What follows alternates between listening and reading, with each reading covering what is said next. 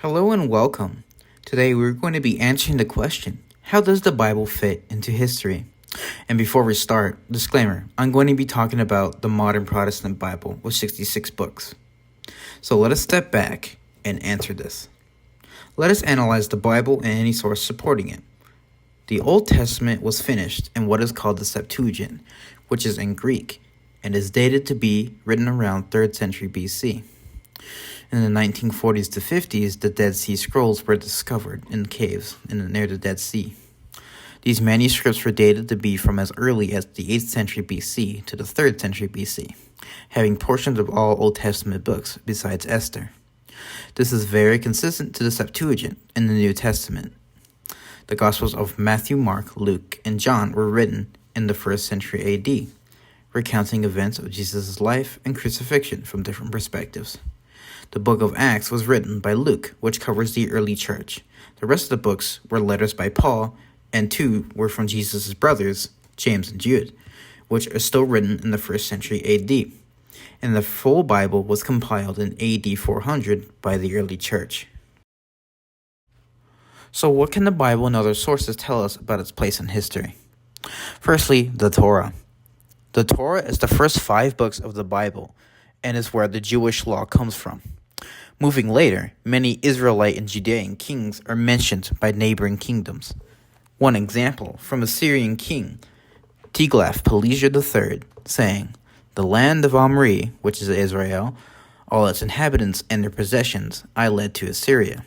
They overthrew their king Pekah, and I placed Hoshea as king over them," which also referenced 2 Kings 17, 1-4. And this is from the Annals of the Assyrian king Tiglath-Pileser III, as well as Ration documents from Babylonian king Nebuchadnezzar II. 10 Selah of oil to Jehoiachin or Jehoiakim, king of Judah, referencing 2 Kings 23, 35-37.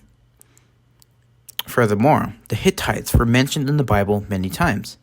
Many skeptics use this to discredit the Bible as historical. But finally, in the early 20th century, archaeological discovery further proved to the Bible that it is historic. Going ahead to the New Testament, a non-Christian historian, Flavius Josephus, once wrote, "About this time there lived Jesus, a wise man, if indeed one ought to call him a man. For he was one who performed surprising deeds, and was a teacher of such people as accept the truth gladly. He won over many Jews and many of the Greeks. He was the Messiah. And when, upon the accusation of the principal men among us, Pilate had condemned him to a cross, those who had first come to love him did not cease. He had appeared to them, spending a 3rd day restored to life. For the prophets of God have foretold these things, and 1,000 other marvels about him.